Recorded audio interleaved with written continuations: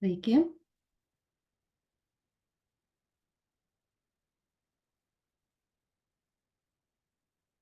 Jeigu galėtumėte, gal kas nors parašykite, ar viskas gerai girdisi.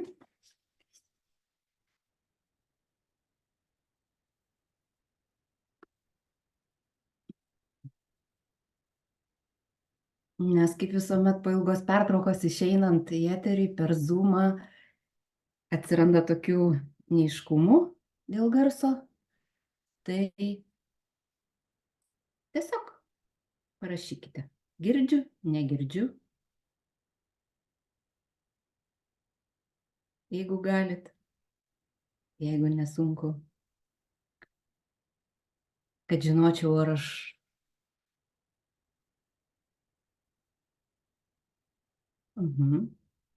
nematau kol kas nieko.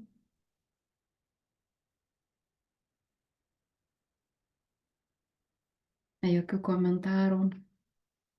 Na gerai, tikėkime, kad viskas girdisi ir kad jūs mane matote ir galime pradėti mūsų susitikimą, kuris šiandien yra skirtas rašymui. Ir iš tikrųjų turiu jums labai įdomių žinių. Manau, kad daugeliui žmonių jos yra jau reikalingos, nes gyvenimas keičiasi, visas mūsų sritis keičiasi ir norisi kažkaip tai naujai pažvelgti į tuos dalykus, kurie regis yra įprasti ir atrodo nekintantis. Tačiau jūs turbūt žinote, kad viskas, absoliučiai viskas šitoje žemėje ir ne tik žemėje paklūsta dėsniui kaitos. Tai reiškia, kad visada vyksta evoliucija. Ir visose srityse jinai vyksta. Tik tai, kada gyvename, mums atrodo, kad niekas nesikeičia, viskas yra taip, kaip buvo. Ir atrodo, kad niekada bent jau mūsų kartai tai nebus, mes neturėsim tokių kardinalių pokyčių. Tačiau dabartinę situaciją, aš vis dar kalbu įsivažiuodama, nes tikiuosi, kad kas nors man ką nors parašys. Bet jeigu ir neparašys, aš vis tiek šitą laivą pravesiu, nes man jisai yra svarbus. Tai tie pokyčiai iš tikrųjų yra ir jie liečia ir rašymą, ne vien tik tai kitas sritis. Todėl šiandien aš noriu jums pasidalinti su jumis keliomis įžvalgomis apie rašymo pokyčius. Pirmiausia, prieš visą tai aš noriu save pristatyti. Galbūt, jeigu jūs esate šitame mano puslapyje rašymo laboratorija, jūs mane daugiau ar mažiau žinote. Tačiau pačioj pradžioje aš vadinausi Rolanda Lū ir tai buvo mano trumpinys, slapyvardis, ar kaip čia pasakyti, kūrybinis vardas. Tačiau gyvenimo aplinkybės pasikeitė, mano pavardė pasikeitė. Todėl dabar aš esu Jankūnė ir gerbkit ir mylėkit mane tokią, kokią esu, su pasikeitusią pavardę ir visu kuo kitu.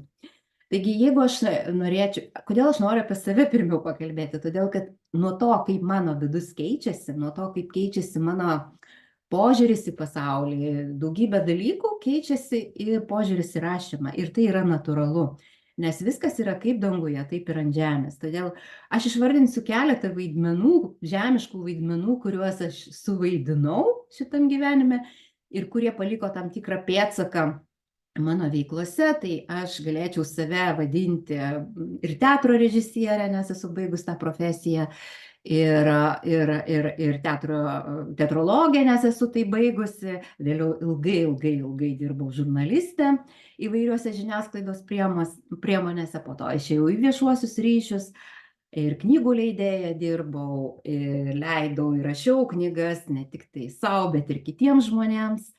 Taip pat esu viešosios įstaigos Žinių namai šeimininkė arba dar kitaip direktorė, Laimingų moterų bendruomenės įkūrėja ir kelionių į Indiją organizatorė, rašymo mentorė.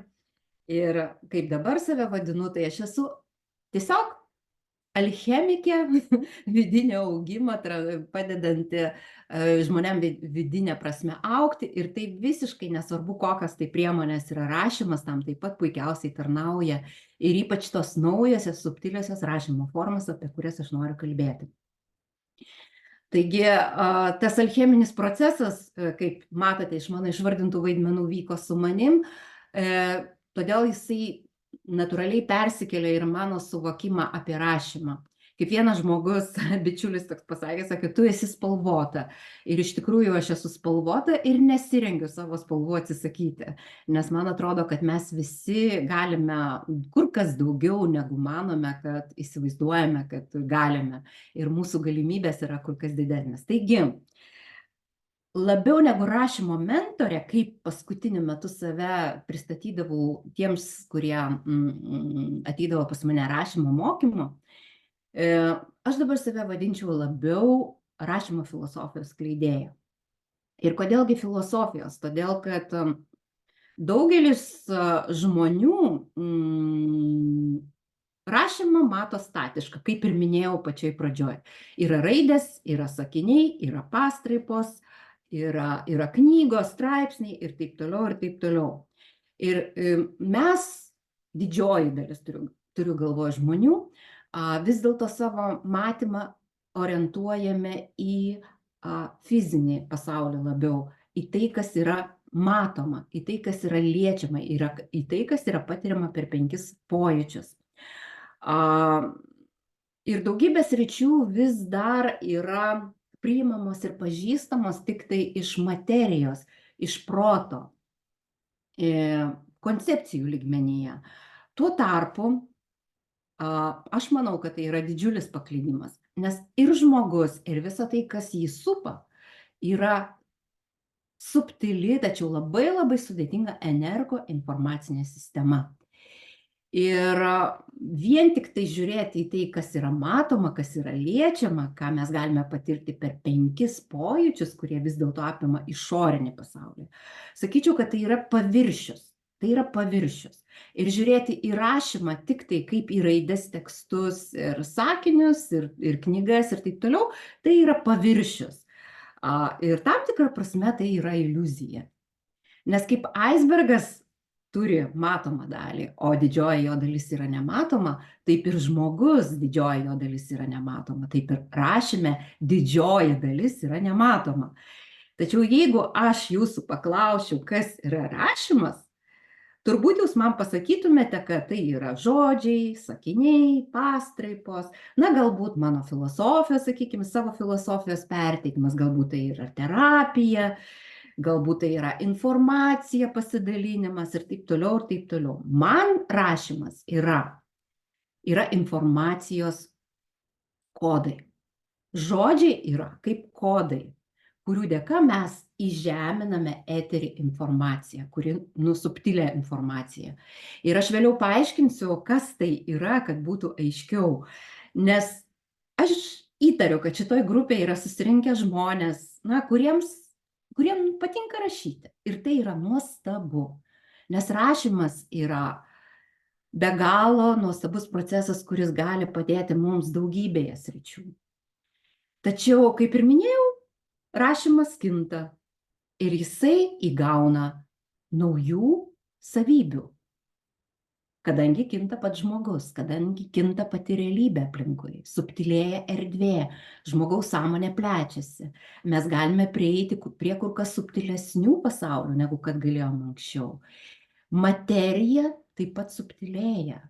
Kinta žmogaus fizinis kūnas, auga žemės vibracijos, Šumano rezonansas ir taip toliau, ką tikrai daugelis jau esate vienoje ar kitoje vietoje girdėję ir apie ką aš esu pasakojusi savo sąmoningumo webinaruose, sąmoningumo kursuose. Ir kas man atrodo, kad 2x2, tai akivaizdu, kad mūsų realybė nebėra tokia pati.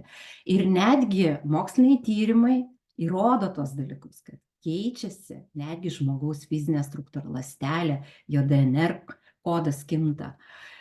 Tačiau šitas mūsų susitikimas neskirtas tam, todėl aš į tai nesigilinsiu, tik tai priminsiu tam tikrą kontekstą, kodėlgi aš apie rašymą kalbu kaip apie erdvesnę struktūrą, negu kad žodžiai, sakiniai, knygos, tą paviršių vadinamai, kuris dideliai daliai žmonių labai labai reikalingas ir kuris yra labai reikalingas informacijos klaidai.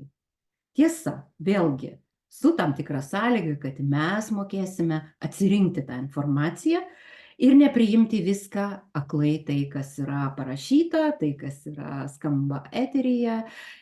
Žodžiu, tai yra labai labai plati tema. Taigi, man tekstas tai nėra tik tai raidės, tik tai pastraipos, tik tai, sakykime, toks tekstas, grubiai, ne? Nes tekstas yra tik tai kūnas, o visa kita yra už to kūno. Tai yra protui nepažinus dalykai. Tuoj truputėlį žvilgterėsiu, gal kartais aš nesigirdžiu, tai noriu tuo įsitikinti. Gal kas nors man parašė. Aha.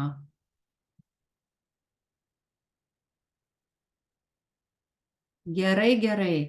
Super merginos, tai reiškia viskas girdisi. Einu toliau. Ačiū už komplimentus, Virginija. Taigi, einam toliau. Taigi, už to teksto kūno yra daugybė protui nepažinių dalykų. Beje, įrašas liks, tai jūs galėsite pasižiūrėti vėliau, jeigu kam tai bus įdomu. Taigi, per žodžius, per jų kodus mes įskleidžiame informaciją žemėje, dalinamės, komunikuojame.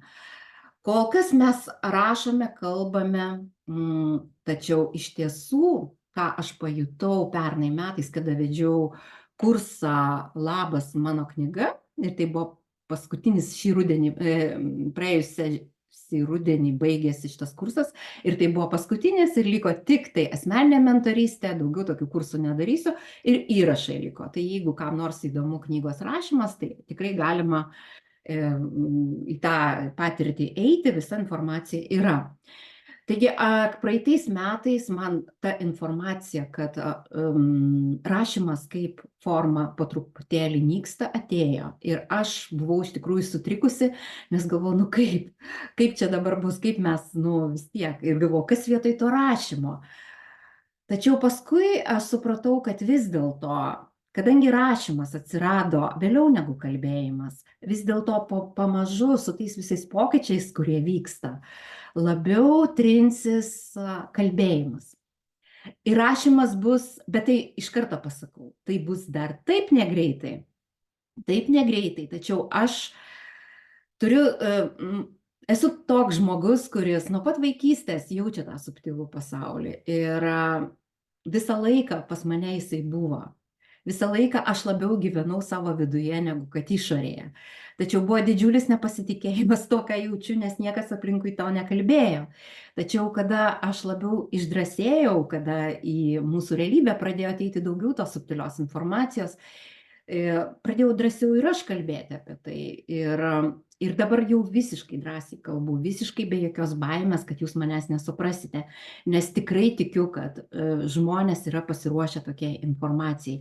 Nes jeigu ateina informacija, vadinasi, jinai jau turi adresatą, pas ką jinai gali ateiti. Toliau, kad nenueiti į tokį tik tai pafilosofavimą, tiesiog noriu jūs privesti prie to, apie ką noriu pakalbėti, apie rašymo čenelingą. Ir rašymas iš tikrųjų, kaip sakiau, kinta, tačiau jame integruojasi į tą vadinamą teksto kūną, į tą tradicinį rašymą, kurį mato mūsų akis, kurį vedžioja ranka, integruojasi subtilus pasaulis. Kaip jisai integruojasi, truputėlį dar vėliau šiek tiek papasakosiu. Ir kad rašymas dabar turi daugiau galimybių negu kad anksčiau, kad per jį, per rašymą, per tekstą mes galime įspinduliuoti dar daugiau energijos, kad mes galime perduoti būseną. Nors apie tuos dalykus, apie tai, kad per tekstą persiduoda energija, kad per tekstą persiduoda mūsų būsena, aš jau kalbėjau labai labai seniai. Tada, kada gimė mano pirmoji programa rašymo laboratorija 2019 metais, tos 6 pamokos ir mentorystė, kada žmonės ateidavo mokytis ir aš jų tekstus komentuodavau, ir daugelis iš jūsų turbūt esat buvę toje programoje. Tai jau aš tada pradėjau kalbėti apie tai, kokia svarbi būsena yra rašyme, kokia svarbi yra energija rašyme ir kad per tekstą ta energija ir būsena išsitransliuoja. Suprantam mes tai ar nesuprantam.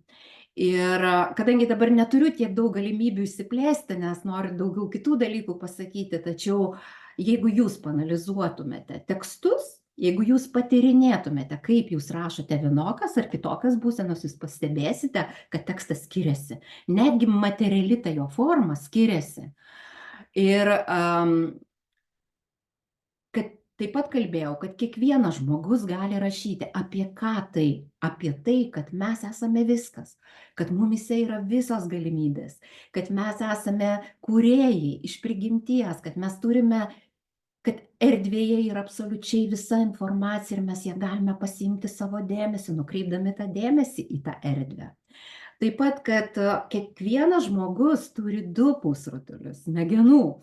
Vienas atsakingas už logiką, kitas atsakingas už kūrybiškumą, už struktūrą, už kūrybiškumą, logikas, kūrybiškumą, vaizduotę. Ir kad jie abu yra viename žmoguje. Ir jeigu mes turime dvi rankas, dvi kojas, jeigu mes turime du pusrutulius, kurie atsakingi už skirtingas funkcijas iš pažiūros, tačiau mes esame vientisas žmogus, vadinasi, mes galime naudoti abi savybės. Tačiau mes labai norime ir mėgstame pasilengvinti savo gyvenimą. Visada einame pačiu lengviausiu keliu, atsinešiau gebėjimą rašyti, okei, viskas tvarkoj. Aš tik tai rašysiu. Atsinešiau gebėjimą skaičiuoti, aš tik tai skaičiuosiu. Ir man neprieinami kiti dalykai, nesgi aš esu tos ryties žinovas, o aš sakau, ne, mes esame visa ko žinovai ir tai priklauso tik tai nuo mūsų, ar mes to norėsim ar ne. Todėl mums reikalinga viskas ir mes galime naudoti viską, nes tekstas, jis tai negali būti harmoningas, jeigu jame būna tik tai informacija, tik tai sausa forma, jame trūksta vandens, kabutėse. Tačiau jeigu yra tik tai vanduo, jeigu yra daug chaoso, vadinasi, tame tekste nėra struktūros ir jį sunku suprasti. Apie tai kalbu visose savo kursuose. Ir rašymo laboratorija, kuri prieinama vis dar visiems. Ir, ta prasme, galima ją įsigyti 6 pamokos, kur yra beveik praktiškai knyga, kur jūs skaitote teoriją, jūs darote užduotis ir jūs visus rašymo būdus praeinate labai labai gražiai. Nuo paties paprasčiausio iki paties sudėtingiausio. Taip pat yra rašymo ABC, pradedančio rašytojo ABC. Pradedančio tekstų rašytojo ABC, bazinis kursas, video kursas su užduotimis. Ten 7 pamokos, video pamokos ir užduotis. Ten irgi viskas nuo 0 iki galo. Taip pat galima įsigyti. Ir žinot, dėl ko aš tai sakau? Taip, tai yra ir reklama. Jūs turite žinoti, kad turite tokią galimybę. Tačiau taip pat noriu pasakyti, kad tokio pobūdžio gyvų kursų aš daugiau nedarysiu. Tiesiog yra medžiaga, jūs galite įsigyti. Nes išmokyti žmogų rašyti taip paprastai yra kur kas lengviau ir man jau nebeįdomu, negu kad, tradiciškai turiu galvoje, negu žmonės pakviesti į subtilesnį rašymo būdą, į tokį kaip rašymo čenelingas, į kvantinį rašymą, kur reikalaujama kur kas daugiau sąmonės prasiskleidimo, kur reikalaujama daugiau negu paprastas kūrybiškumas, kur reikalaujama pasitikėjimo savimi ir pasitikėjimo tas subtilia erdve ir tuo, kad tu esi ne vien tik tai tas fizinis kūnas, kuris gaudo čia tik tai informaciją iš to, kas man pasakė, ką aš perskaičiau, tai yra iš žemiško lygmens.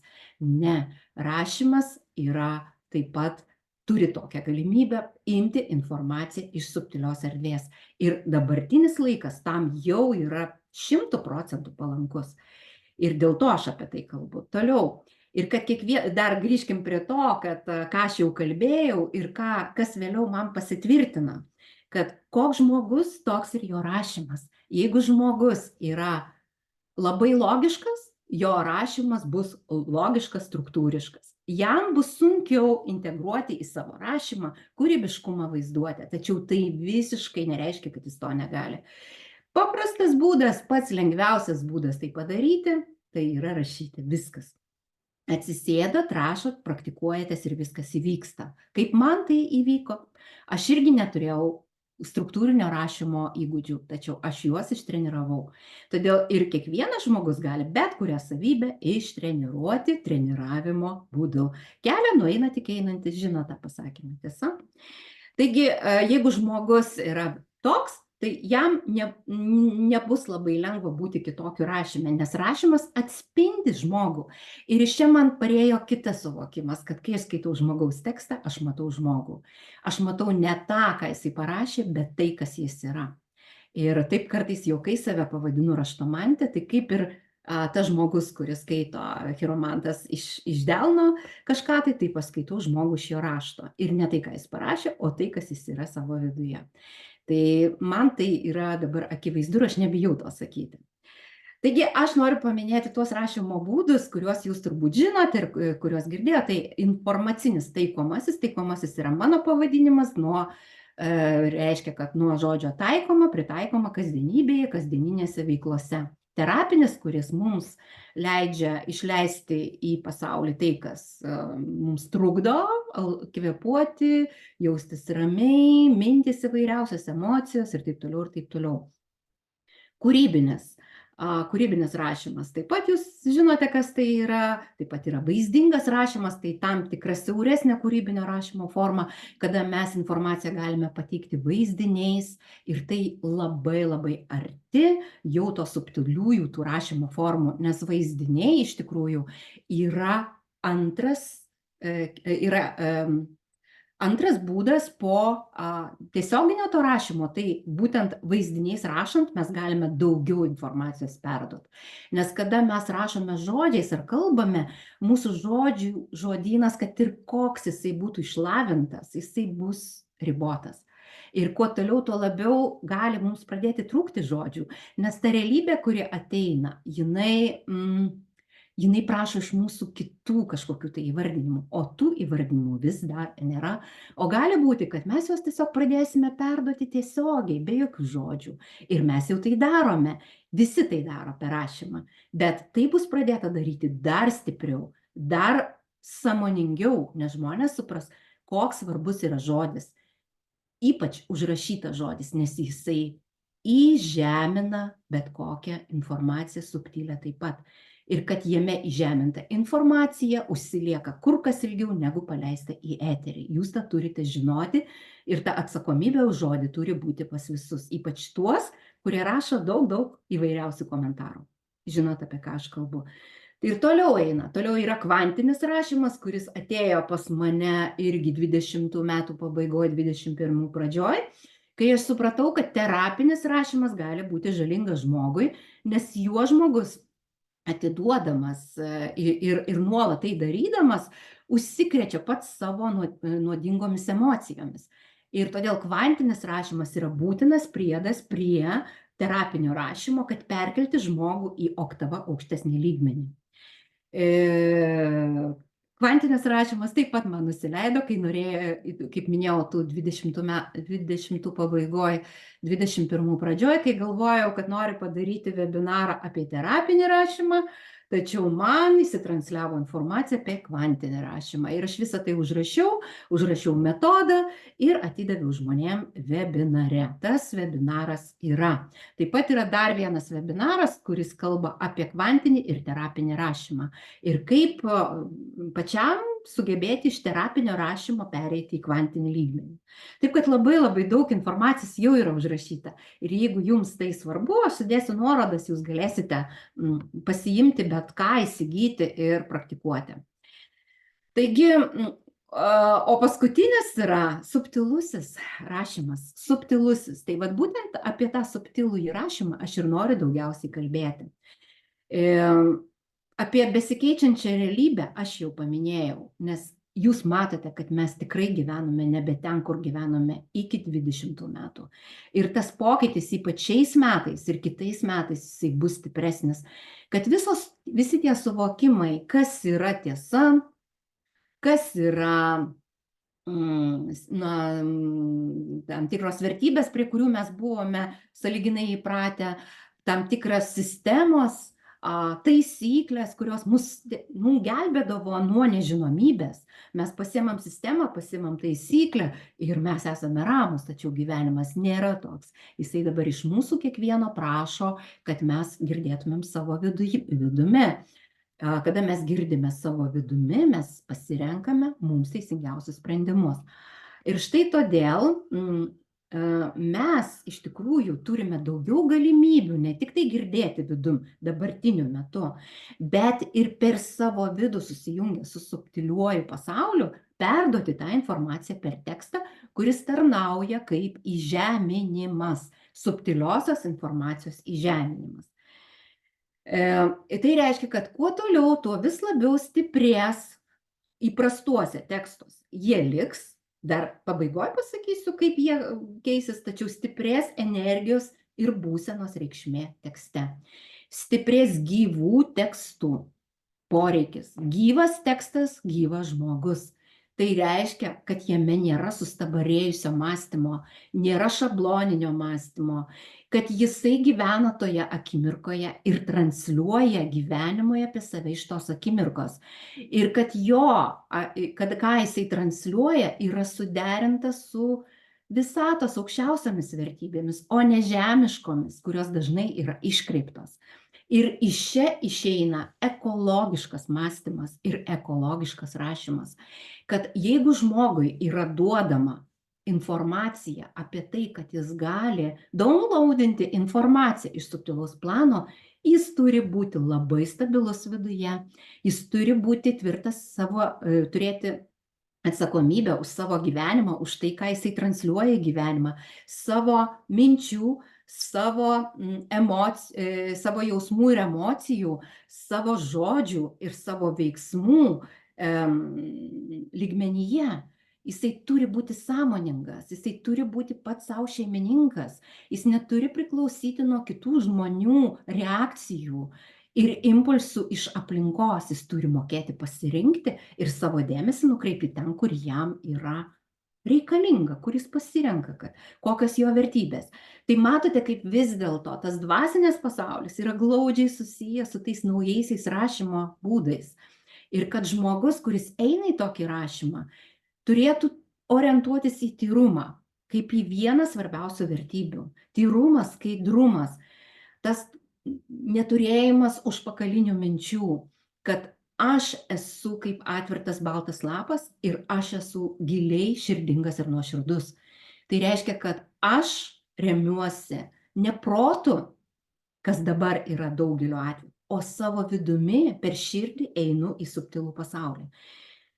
Ir jeigu mes kalbėsime apie 7 rašymo lygmenis, tai 7 rašymo, 3 iš jų yra žemiški, 1 yra tarpinis, ir 3 yra subtilieji rašymo būdai.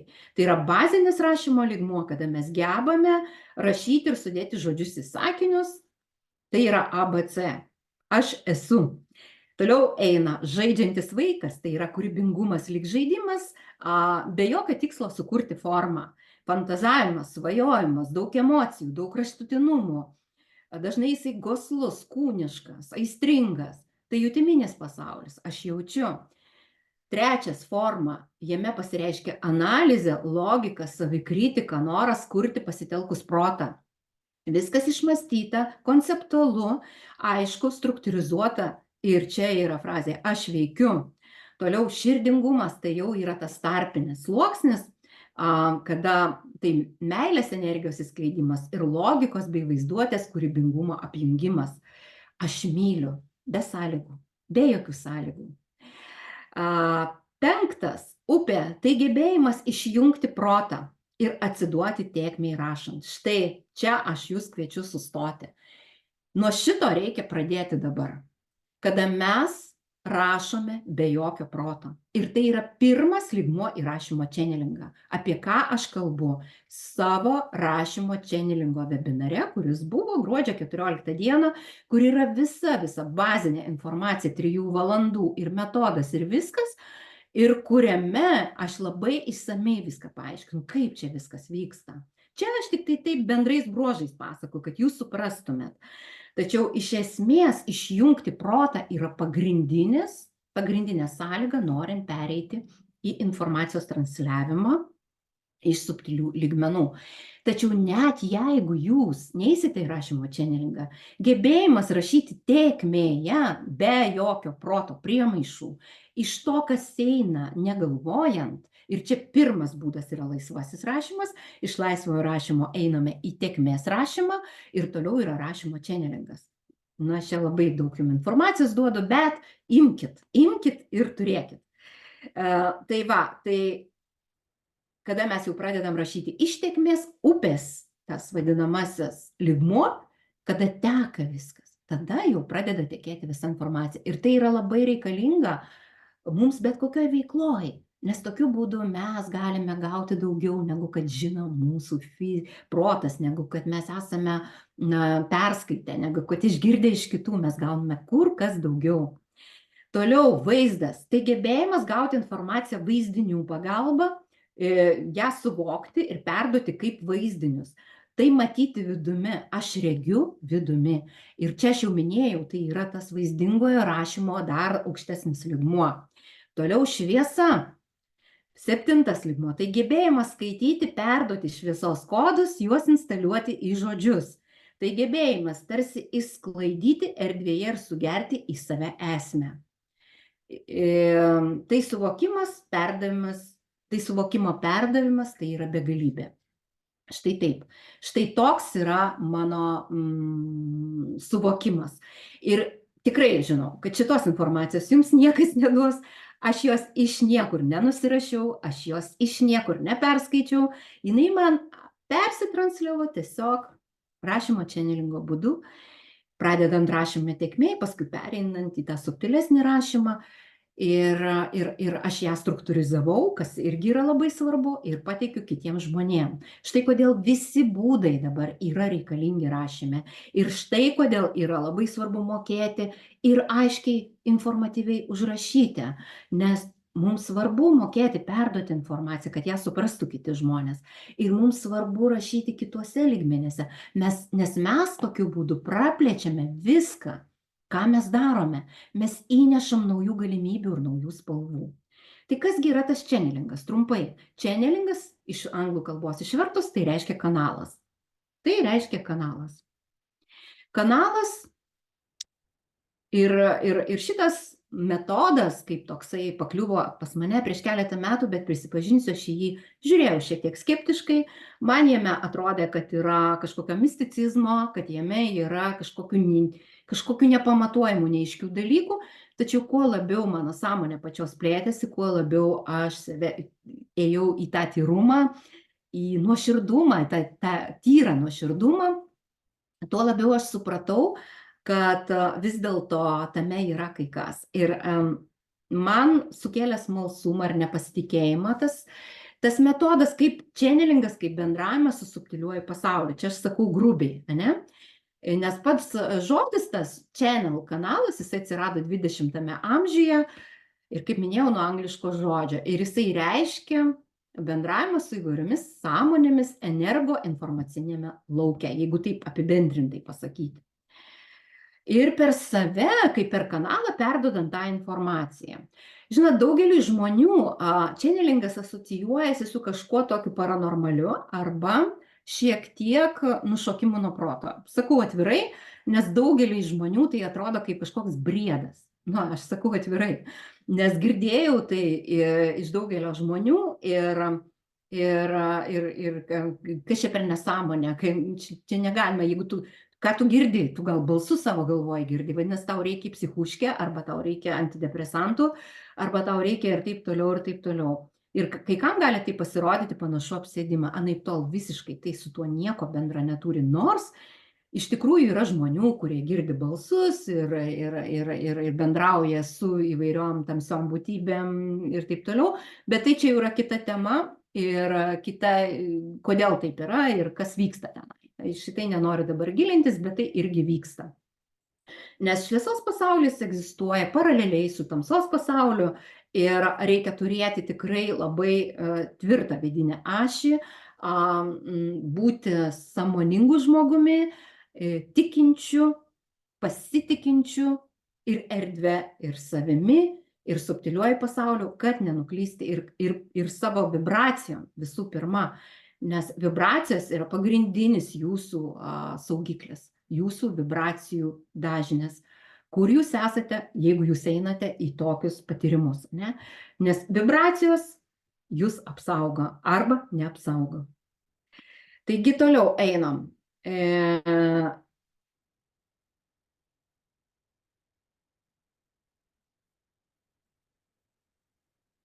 Jeigu kalbant apie čenelingą dar, tai ir apie rašymo čenelingą, artėjant prie to, tai iš tikrųjų daugybė šventųjų tekstų, gal ir visi tekstai, yra parašyti tokiu būdu.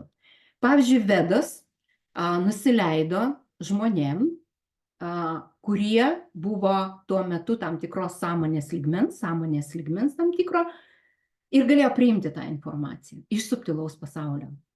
Lygiai taip pat yra rašyta, manoma, ir Biblija, ir Koranas, Bhagavad Gita. Taip pat daugelis žmonių jau dabar atvirai pripažįsta, kad tokiu būdu ir buvo, ir dabar yra, ir bus, yra tapomi paveikslai. Šitas čenelingo būdas, kada tėkmėje susiliejant su subtilia erdve, vyksta šokis, dainos, muzika, tekstai rašosi, kuriami filmai, kai atrandami moksliniai tyrimai, tiksliau moksliniai kažkokie dalykai, netyrimai, tiesiog kai žmonėm per subtilų pasaulį prasitransliuoja informacija. Ir jūs tikrai žinote, kad daugelis mokslininkų būtent taip atrado daugelį dalykų, kurie atėjo iš subtilaus pasaulio. O rašymo čenelingas, jisai man labai ryškiai suskambėjo pernai metais, pavasarį, ir kai aš išvažiavau į Indiją ir praleidau ramią laiką, aš visą laiką tyrinėjau tai. Man ten atėjo irgi rašymo čenelingo metu metodas. Ir aš nusprendžiau, kad atėjo laikas tą metodą perduoti kitiems žmonėms, ką aš ir padariau rašymo čenelingo webinare, kaip gauti atsakymus ir plėsti sąmonę, naudojant rašymą, kuris įvyko gruodžio 14 dieną, kuriame dalyvavo gal ir kai kas iš jūsų. Ir iš tikrųjų atsiliepimai buvo vau, ir aš pati esu be galo sužavėta tuo, nes kaip sužavėta, tai ne mano, tai tik per mane. Ir mane tai labai labai jaudina, ir iš tikrųjų aš labai džiaugiuosi, kad galiu dalintis tokią informaciją ir kad tai man garbė iš tikrųjų. Ir jeigu grįžtant dar prie rašymo čenelingo, tai 18 dieną sausio aš visus, netgi tus, kurie nedalyvavo tame webinare, 19 val. Kviečiu į grupinę rašymo čenelingo praktiką, kurioje jūs patirsite, kas tai yra. Ten nebus tiek teorijos. Čia aš duodu tokį irgi įvadą, kurio pakaks, kad jūs galėtume dalyvauti. Ten reikia tiesiog mokėti rašyti ir pasitikėti vedimu. Viskas, daugiau nieko nereikia. Galbūt turėti patirties kažkokiose dvasinėse praktikose, arba bent jau būti girdėjus apie tai ir neneigti viso to. Ir tai yra absoliučiai saugu. Aš jums 100% garantuoju, niekas jūsų niekur nenuves, kur nereikia, ir viskas yra puiku. Taigi rašymo čenelinge pats svarbiausias dalykas - tai gebėjimas parsisiųsti informaciją iš subtilaus plano. Ir subtilaus plano informacija tai reiškia ir atsakymus, kurie jums reikalingi. Ir ką jums toliau daryti. Štai pavyzdžiui, ta rašymo čenelingo praktika, kur bus sausio 18 dieną, jinai bus orientuota viena tema, taip kad mes visi susitelktumėm ties tuo, nes metai tik tai įsipakuoja, dar niekas iki galo neaišku, ir kiekvienam vis dėlto yra individuali, unikali informacija, kuri rezonuoja su jo sielos poreikiais ir aukštesniojo aš deleguotomis užduotimis. Todėl labai labai svarbu yra tiesiog pasinerti į tai grupėje, labai vertinga, gal ne tiek svarbu, ir pasiimti tą informaciją, nes grupėje tai darosi kur kas lengviau, nes mes sukuriam stipresnį rezonansą. Mes lengviau prieinam prie tos informacijos, kada esame grupėje ir mūsų dėmesys nukreiptas į vieną temą. Ir kadangi sausis dar tik tai įsipakuoja ir viskas prasidės, judesys vasarį, yra pats laikas tai daryti.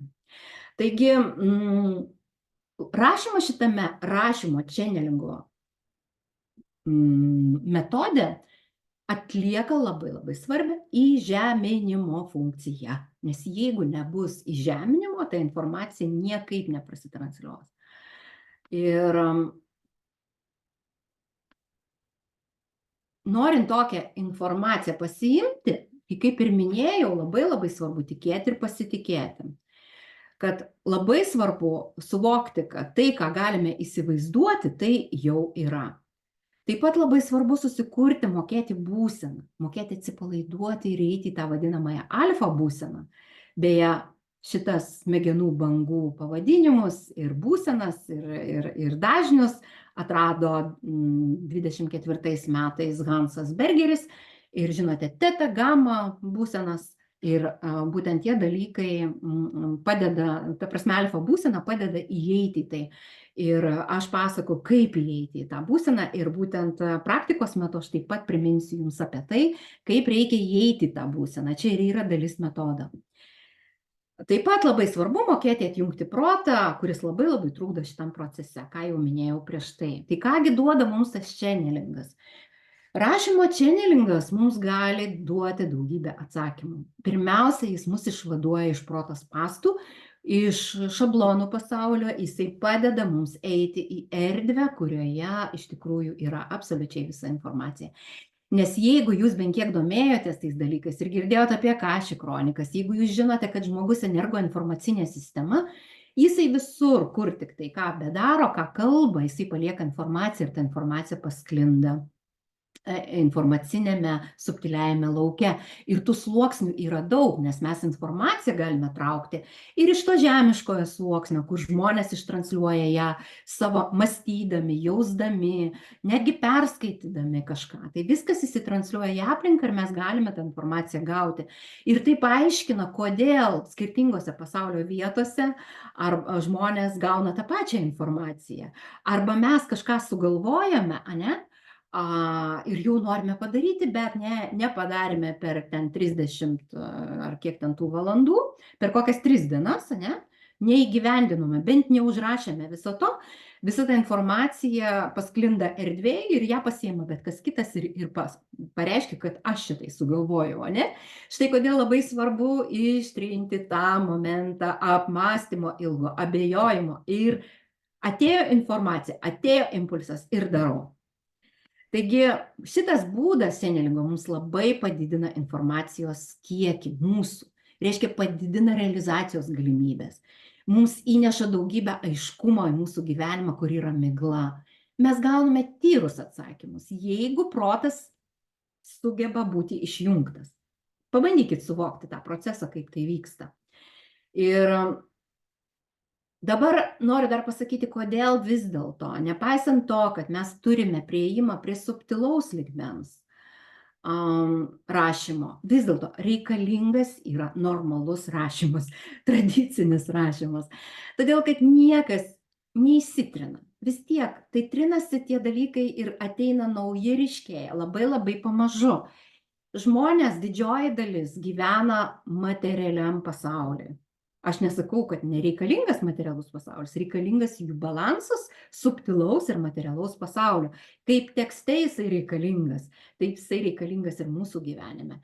Ir todėl mes turime mokėti parašyti normalų tekstą, kad jis būtų aiškus, suprantamas, kad būtų konstruktyviai, be jokių bla perduota informacija, kad mus kiti žmonės suprastų, kad būtų ten visi komponentai, visa struktūra teksto, tai yra reikalinga ir bus dabar ir bus reikalinga toliau. Kol mes dar būsime žemiškam kūne. Kai tas žemiškas kūnas pradės skaidytis, pradės subtilėti, tada mes bendrausime kitais būdais. Toliau. Mums reikalingas ir kūrybinis rašymas ir vaizdingas rašymas, jau paaiškinau, kodėl prieš tai. Nes tai yra kaip kūrybinis rašymas, tai yra kaip gražus stilingi rūbai. Nes jeigu rašymas bus tik tai toksai sukaltas, 1, 2, 3, pasakiau, jis bus neįdomus, jis bus negyvas. O mes artėjame prie gyvų tekstų, mums reikalingi gyvi tekstai. Mes einame prie to, kad žmogus gyvas. jis visą laiką gyvas, jisai transliuoja gyvą informaciją. Jisai yra kaip indas, per kurį teka subtili informacija, žemės informacija ir jis visą tai ištransliuoja per savo tekstą. Todėl mes rašyme apjungiame materiją ir subtilumą, ir žemišką, ir dvasinį pasaulį. Ir tarp jų turi būti balansas. Tai yra, kaip prisimenate, knyga ir filmas, kaip ten ta, kur Bali buvo ta, Valgyk, melskis ir mylėk, kur ten jam tas ketutas Balyje, tai žurnalistai pasakė, kad tu būsi tada laiminga, kada tavo kojos bus šaknimis į žemę, o rankos į dangų remsis. Reiškia, vadinasi, mums reikalingas tas balansas visame kame. Ir dar vienas motyvas, daugelis žmonių dar nesupranta tos subtiliosios kalbos. Kai kuriems tai iš viso yra abrakadabra, tačiau jų vidus jau pasirengęs tai priimti, todėl mums reikia mokėti aiškiamis žinutėmis perteikti tą informaciją ir perduoti būseną mokėti. Jau turime mokytis perduoti ir būseną ir labai atsakingai žiūrėti į tai, kaip mes jaučiamės, kai rašome. Nerašyti piktiem, nerašyti, kada kažkokie tai tokie slogus dalykai mūsų gyvenime vyksta. Nes kada mes einame su aiškia, ryškia energija, mes tą energiją perduome ir per tekstą žmogui. Ir tai yra akivaizdu. Jūs tikrai galite numatyti, skaityti tokius tekstus, kurie jūs tiesiog pakilėja, įkvepia.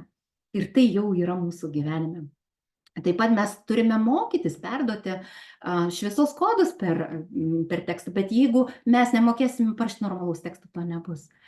Todėl viskas lieka. Informacinis taikomasis rašymas, kūrybinis rašymas, vaizdingas rašymas. Tiesiog mes einame į jų subtilesnius lygmenis.